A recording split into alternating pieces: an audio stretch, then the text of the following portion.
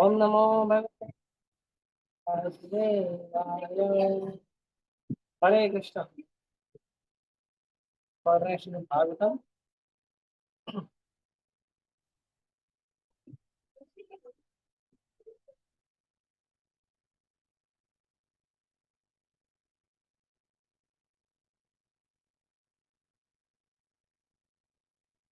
व्यसनं तीक्ष्य तत्तेषाम् अनन्या विषय आत्मना दर्शनेन शस्त्रेण स्वानां रक्षां व्यधाति भुः। व्यसनं वीक्ष्य तत्तेषाम् अनन्यः विषय आत्मना सुदर्शनेन शस्त्रेण स्वानां रक्षां व्यधाति भुः। व्यसनोपेक्ष्य तत्तेषाम् अनन्या विषयात्मना दर्शनेन शस्त्रेण स्वानां रक्षां यदाद्यु। चलो ऑनलाइन कोई पढ़ेगा?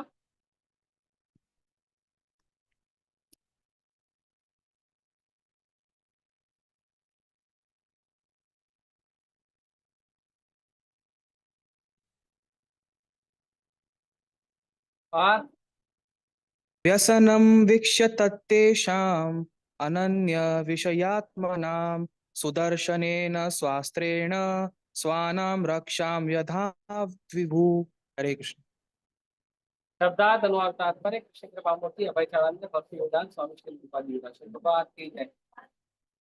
व्यसनम महान संकट को भिक्षा देखकर तथा उस देशान उसका उनका अनन्य दूसरा नहीं विषय साधन साधन आत्मनाम इस प्रकार पवित्र सुदर्शनेन कृष्ण के चक्र द्वारा स्व अस्त्रेण हथियार से स्वानाम अपने भक्तों की रक्षा सुरक्षा विधान की विभु सर्वशक्तिमान ने। सर्वशक्तिमान भगवान श्री कृष्ण ने यह संकट देखकर कि उनके अनन्य भक्तों पर जो पूर्ण रूप से उनके शरणागत थे महान संकट आने वाला है, उनकी रक्षा के लिए तुरंत ही अपना सुदर्शन चक्र उठा लिया। तात्पर्य अश्वत्थामा द्वारा छोड़ा गया ब्रह्मास्त्र परमाणु अस्त्र के समान तो था, लेकिन उसमें तेज तथा ऊष्मा अधिक थी। यह ब्रह्मास्त्र अधिक सूक्ष्म विज्ञान की देन है, जो सूक्ष्म ध्वनि अर्थात वेदों में अंकित एक मंत्र का प्रतिफल है। इस अस्त्र का दूसरा गुण यह है कि यह परमाणु बम के समान अंधा नहीं होता, क्योंकि अन्य किसी पर क्षति के बिना केवल लक्ष्य पर ही इसका संधान किया जा सकता है। अश्वत्थामा ने इसे पांडु कुल के समस्त पुरुष व्यक्तियों को समाप्त करने के लिए छोड़ा था। अतएव एक तरह से यह परमाणु बमों से अधिक घातक था, क्योंकि यह सर्वाधिक सुरक्षित स्थान में भी प्रवेश कर सकता था और लक्ष्य को कभी नहीं चूकता था। यह सब जानते हुए भगवान श्री कृष्ण ने तुरंत ही भक्तों की रक्षा करने के लिए अपना निजी अस्त्र उठा लिया, क्योंकि ये भक्त कृष्ण के अतिरिक्त अन्य किसी को नहीं जानते थे। भगवत गीता में भगवान ने स्पष्ट रूप से वचन दिया है कि उनके भक्त कभी विनष्ट नहीं होते। वे भक्तों द्वारा की गई भक्तिमय सेवा की मात्रा या गुण के आधार पर कार्रवाई करते हैं। यहाँ पे अनन्य विषयात्म नाम शब्द महत्वपूर्ण है। पांडव गण स्वयं महान योद्धा होते हुए भी भगवान के संरक्षण पर 100% आश्रित थे, लेकिन भगवान है कि बड़े से बड़े योद्धाओं की उपेक्षा करके क्षण भर में उनका विनाश कर देते।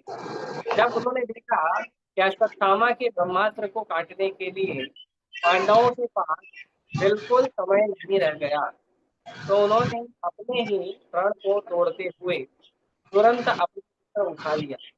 यद्यपि कुरुक्षेत्र का युद्ध समाप्त था, तो भी अपने प्रण के अनुसार उन्हें अपना अस्त्र नहीं उठाना चाहिए था। लेकिन इस में तो प्रण की अपेक्षा आपातकाल अधिक महत्वपूर्ण है। भक्त पत्नी के रूप में अधिक सुविदित है।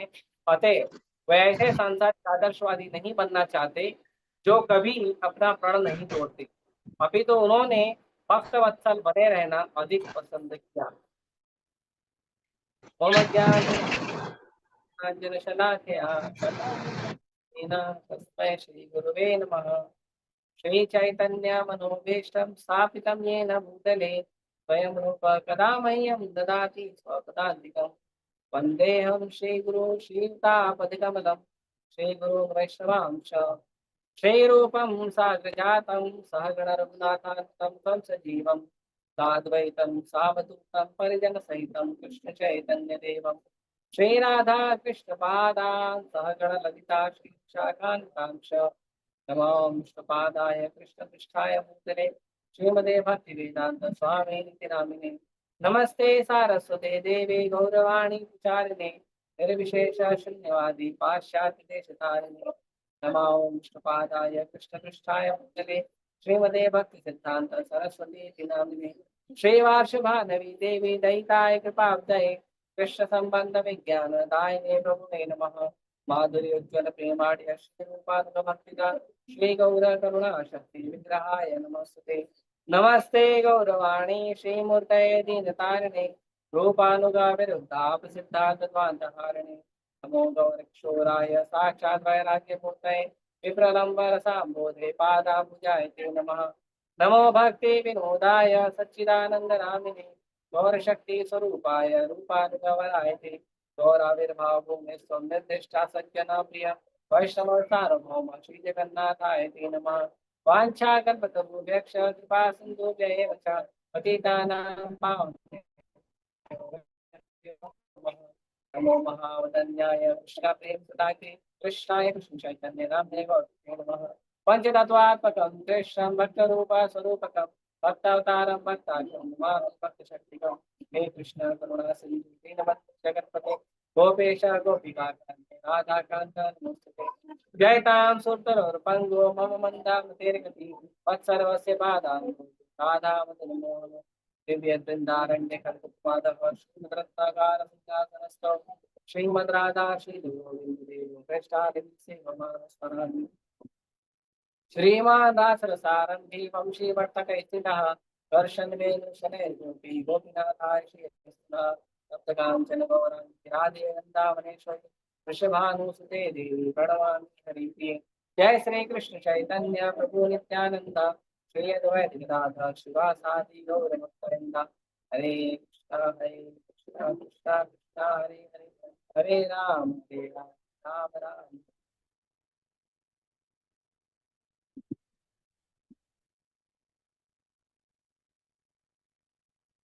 हरे कृष्ण।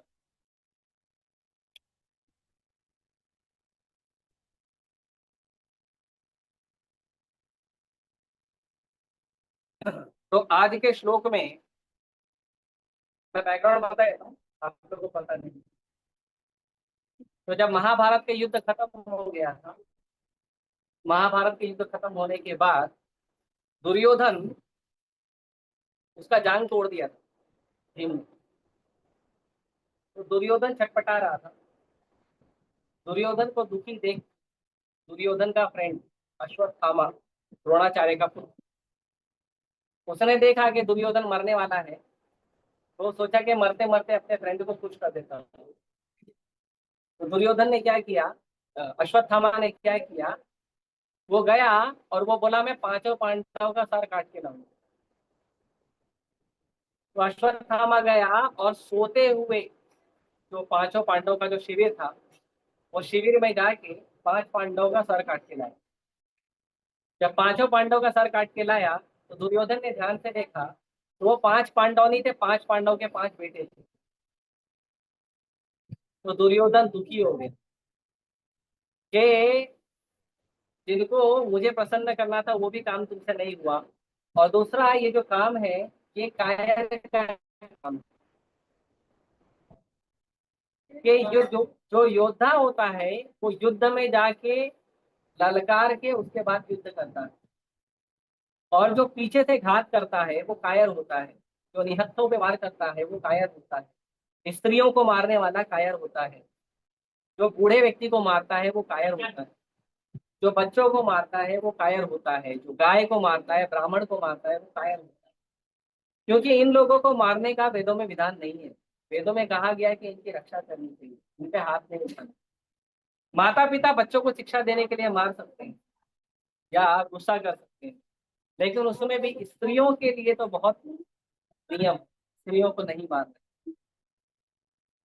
तो ये कायर का काम इसने किया और पांचों पांडव का सर काट के लेके आया और दुर्योधन को दिया। दुर्योधन तो जब पांच पांडवों के पांच पुत्रों का सर काट दिया, पांडवों को जब ये बात पता चला तो पांडव उसको दंड देने के लिए बोले। तो अर्जुन गया दंड देने के लिए भगवान के साथ। जब अर्जुन भगवान के साथ दंड देने गया तो अश्वत्थामा अपना प्राण बचा के भागने लगा।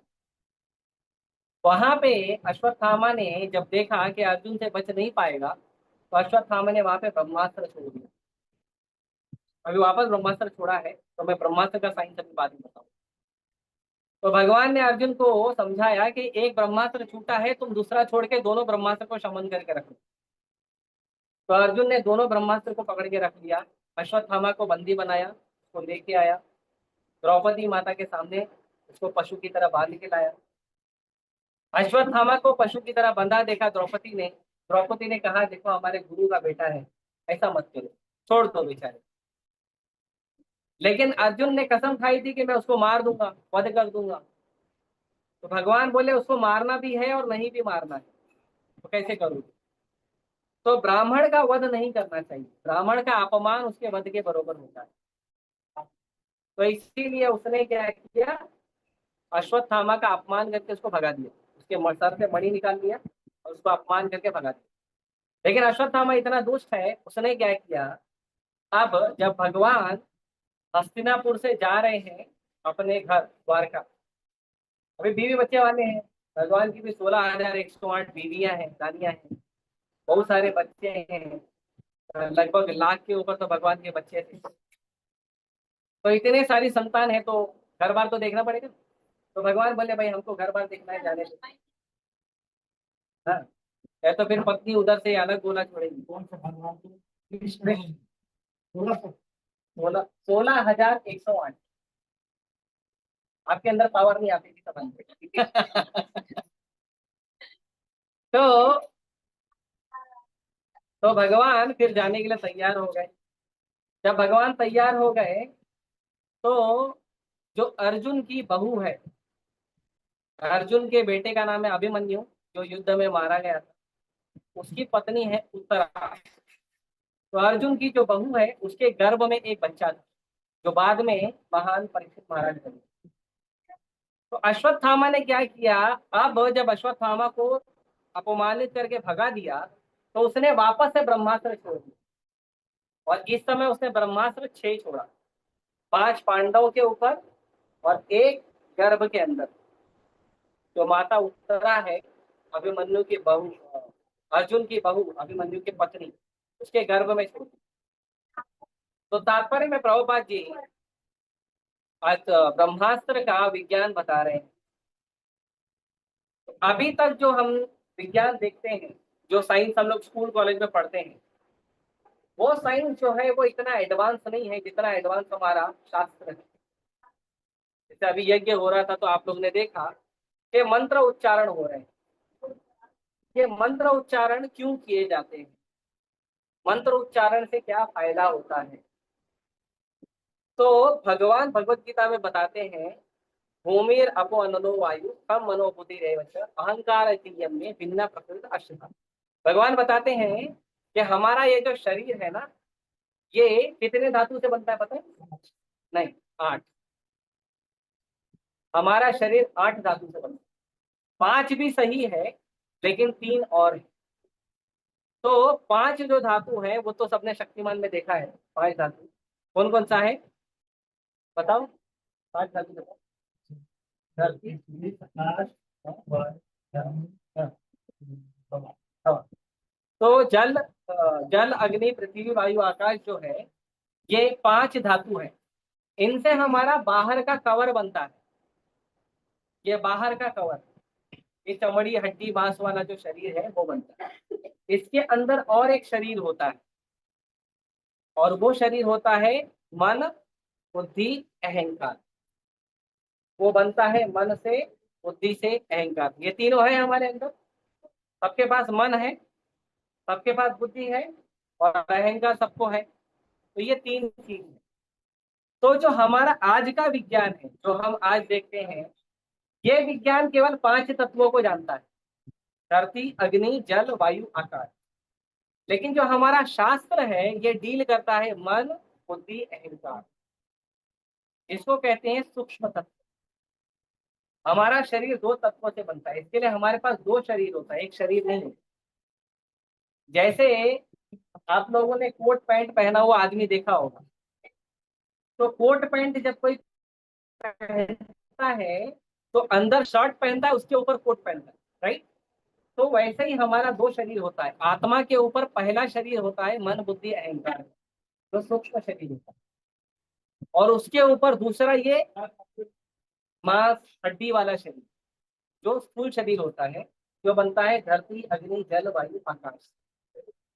तो ये जो आजकल हम जो मिसाइल विसाइल देखते हैं ना, मिसाइल छूट रहा है। अभी देखो इंडिया पाकिस्तान का जब युद्ध हुआ, तो इसमें मिसाइल छोड़ा गया। फिर बताया गया कि न्यूक्लियर बॉम्ब भी होता है। तो ये जो ब्रह्मास्त्र है, ये न्यूक्लियर बॉम्ब होता है। ब्रह्मास्त्र कहते हैं ना, वो न्यूक्लियर बॉम्ब होता है। लेकिन ब्रह्मास्त्र न्यूक्लियर बॉम्ब से ज्यादा पावरफुल होता है।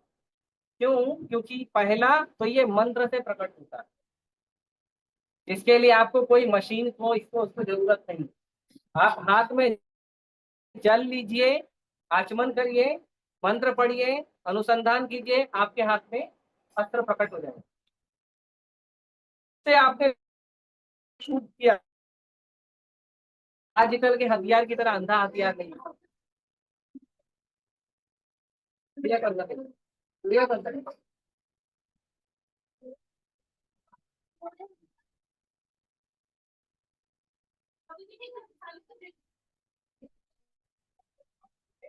हरे कृष्ण। तो आजकल का जो बॉम्ब है, ये अंधा बॉम्ब है। ये कहीं पे गिरता है तो पूरी तबाही मचाता है। एक जगह पे गिरा तो पूरा गांव खत्म, पूरा शहर खत्म। ऐसा नहीं है। जब भी युद्ध लड़ा जाता था, आजकल के युद्ध में और पहले के युद्ध में अंतर है। पहले के युद्ध में क्या होता था कि जब युद्ध लड़ा जाता था, उस समय डिसाइड होता था कौन कौन लड़ाई करेगा। ऐसा नहीं कि बॉम्ब, स्त्री भी मर गई, पुरुष भी मर गया, बच्चा भी मर गया, जीव हरे जंतु कृष्णा भी ब्रो। मर गए, ऐसा नहीं। पहले डिसाइड होता है हरे कृष्णा। क्या होता है, कौन कौन किसको किसको लड़ाई करने आता है। और वो लोग एक जगह पे आएंगे, और वहां पे भी जब तक सामने वाले शत्रु के हाथ में हथियार नहीं है, तब तक लड़ाई नहीं करेंगे। मतलब जो बेईमानी की लड़ाई है, वो लड़ाई नहीं लड़ते थे। पहले के लोग ईमानदारी की लड़ाई लड़ते थे। लड़ाई करने के समय चेक करते, देखे मेरे अंदर जितना पावर है, उतना ही पावर सामने वाले में होना चाहिए। जो कम शक्ति वाला है, उससे लड़ाई नहीं करते।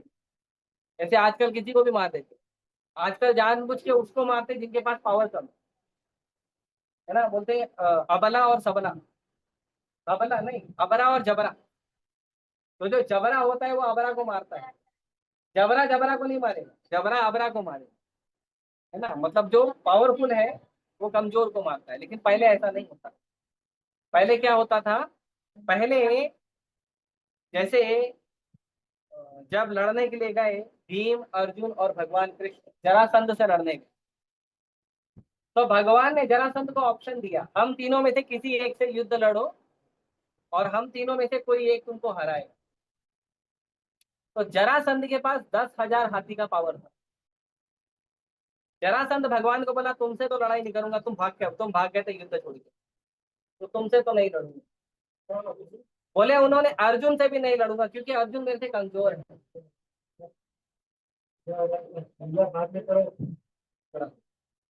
अर्जुन से भी युद्ध नहीं लड़ूंगा, क्यों? क्योंकि अर्जुन मेरे से कमजोर है। मैं लड़ूंगा भीम से, क्योंकि भीम मेरे बराबरी वाला। जब फाइनल युद्ध हो रहा था महाभारत का, उस समय भी युधिष्ठिर महाराज ने कहा 5 पांडवों में से किसी से भी लड़ो, कोई भी हथियार से लड़ो। तो दुर्योधन भी ईमानदार था। दुर्योधन बोला मैं भीम से लड़ूं। दुर्योधन चाहता तो नकुल सहदेव को बोलता, दोनों को लेके मसल देता था। दुर्योधन के पास ज्यादा शक्ति थी, लेकिन दुर्योधन ने ऐसा नहीं किया। तो पहले के लोग ईमानदार से युद्ध किए, असुर लोग भी ईमानदारी से युद्ध करते। अभी के तो दो देश के लोग भी, वो इसके ऊपर बॉम्ब डाल दिया, उसके ऊपर बॉम्ब डाल दिया, पूरा गांव हरिबोल हो गया। दूसरा, जब कभी भक्तों पर संकट आता है तो भगवान जो है वो पीछे नहीं रहते। इसीलिए यहाँ पे एक शब्द उपयोग हुआ है, आत्मना। आत्मना मतलब अपने समान।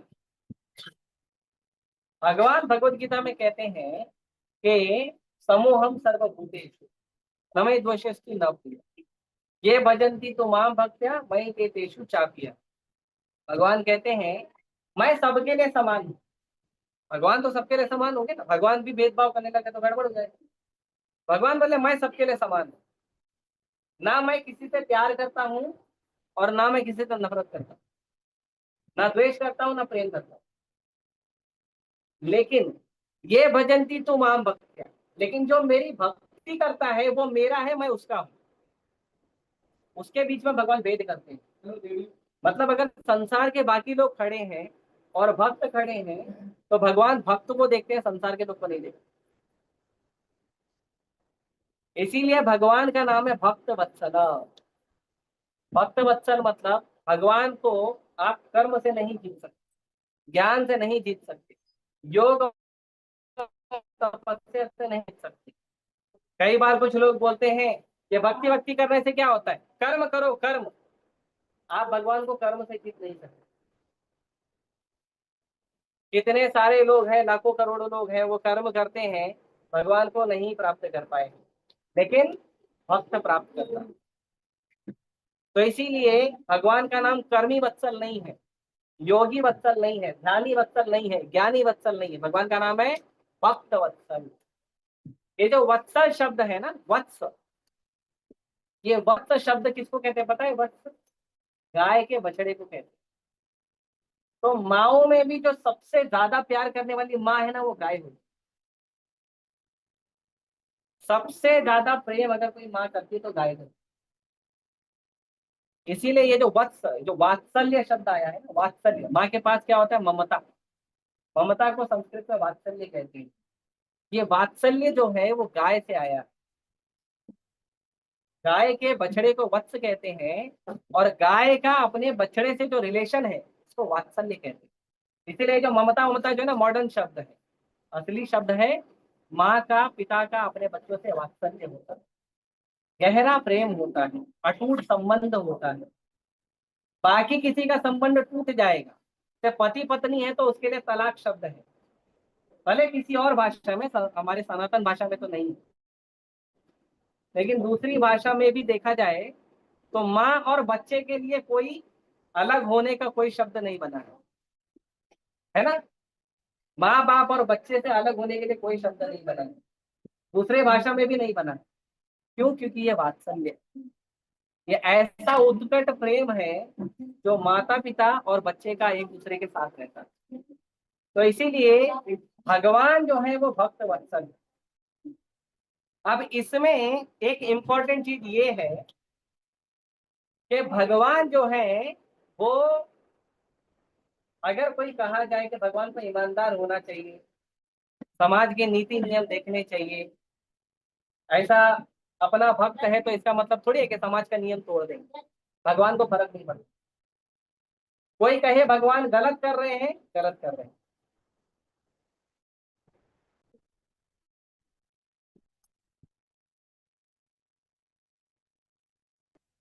वो पार प्रो की तरफ से।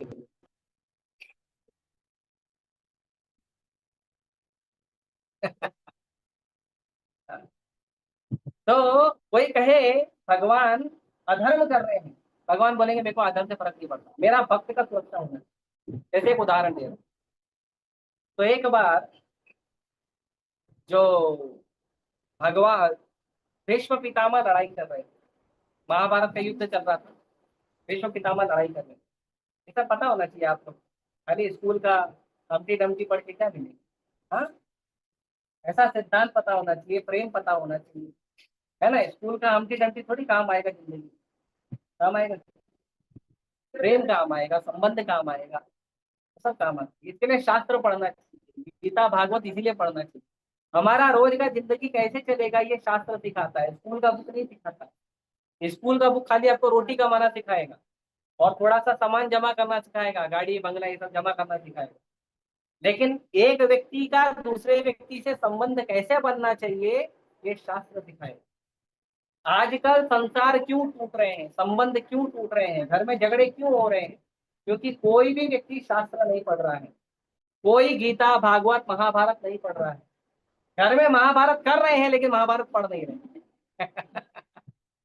है ना। तो महाभारत पढ़ोगे तो महाभारत नहीं करोगे, क्योंकि उस पर पता चलेगा प्रेम कैसे किया जाए। तो जब महाभारत का युद्ध चल रहा था उसमें अ, भीष्म पितामह लड़ाई कर रहे थे। तो जो दुर्योधन था, दुर्योधन देखा कि हम 100 भाई में से एक एक विकेट गिर रहा है, कोई ना कोई भाई रोज मर रहा था, और भीम किसी न किसी भाई को मार देता था। जो कौरव थे 100 कौरव, किसी न किसी को मार देता था भीम। तो दुर्योधन देखता था हर आज में कल में कोई ना कोई मर रहा है, लेकिन 5 पांडव 5 के 5 ही, उसका कोई नहीं मर रहा है।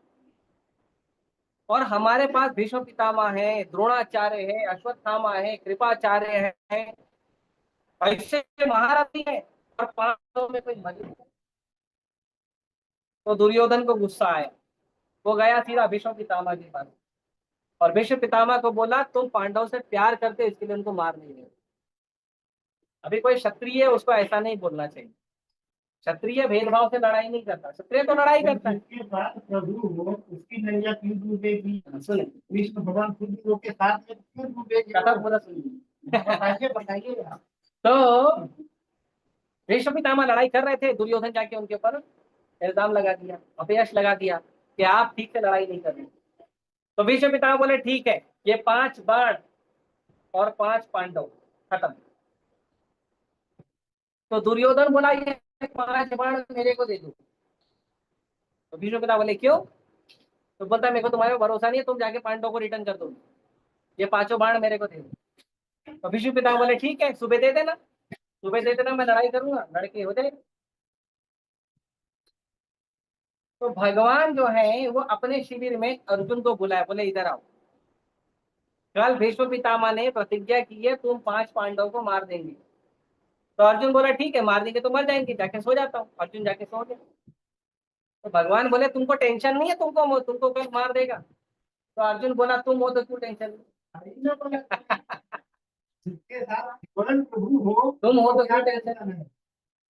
तो भगवान बोले अच्छा ठीक है, एक सेवा करो।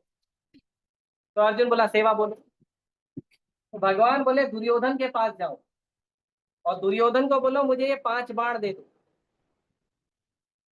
तो अर्जुन गया दुर्योधन के शिविर में। तो एक बार दुर्योधन जो है वनवास के टाइम पे पांडवों को चिढ़ाने के लिए गया था, पार्टी करने वनवास में। तो वन में दुर्योधन कर्ण ये लोग पार्टी कर रहे थे पांडवों को चिढ़ाने के लिए कि हम तो राजा साई ठाट बाट है और तुम तो जंगल में भटक रहे हो। तो ये बात देवताओं को अच्छी नहीं लगी। तो यक्षों ने क्या किया, दुर्योधन को उठा लिया वहां से बंदी बना के। अब उस समय कर्ण भी था, अश्वत्थामा भी था, बड़े बड़े महारथी थे, लेकिन कोई छुड़ा नहीं पाया दुर्योधन को।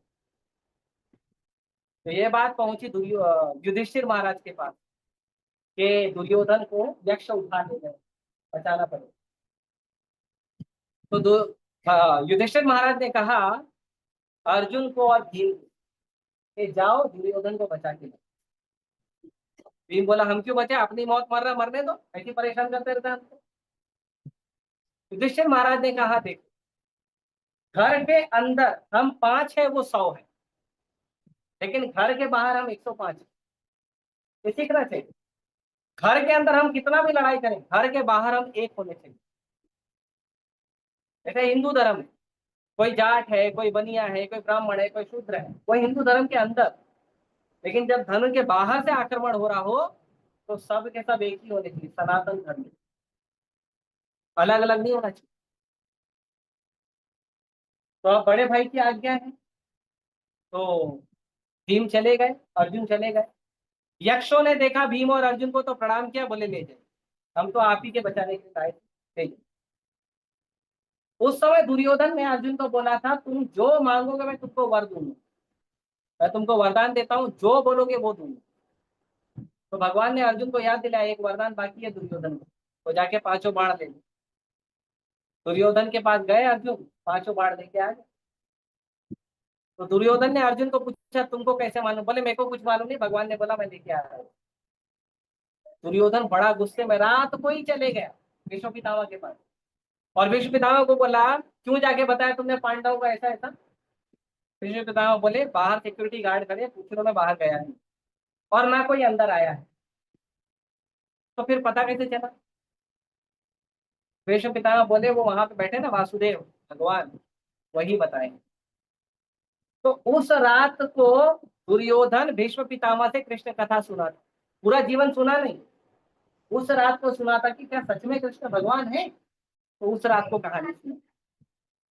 तो भीष्म पितामह ने बोला कि कृष्ण ने भले 5 बाण ले लिया है, लेकिन कृष्ण ने मेरी प्रतिज्ञा तोड़ी है पांडवों को मारने की, तो मैं भी कृष्ण की प्रतिज्ञा तोड़वाऊंगा। या तो कल अर्जुन मर जाएगा, या तो कृष्ण को अस्त्र उठाना पड़ेगा।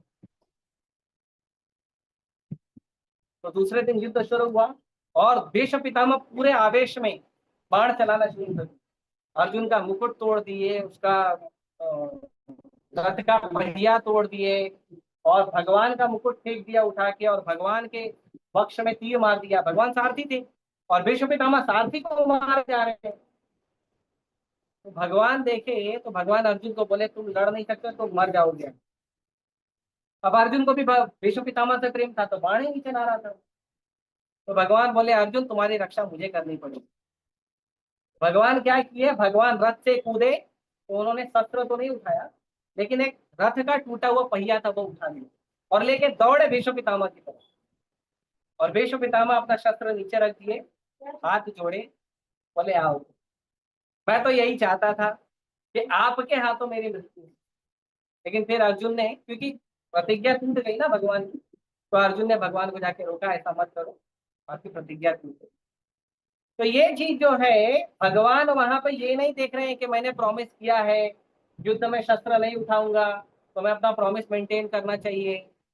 मैंने प्रॉमिस किया है कि मैं पांडवों का रक्षा नहीं करूंगा, मैं तो खाली सारथी बनूंगा, लेकिन मैंने शस्त्र उठा लिया। भगवान को मान और अपमान की चिंता नहीं है, भगवान धर्म और अधर्म नहीं देखते। जब भगवान और भक्त की बात होती है, तो भगवान केवल भक्त को देखते, इसीलिए भगवान भक्त वत्सल है।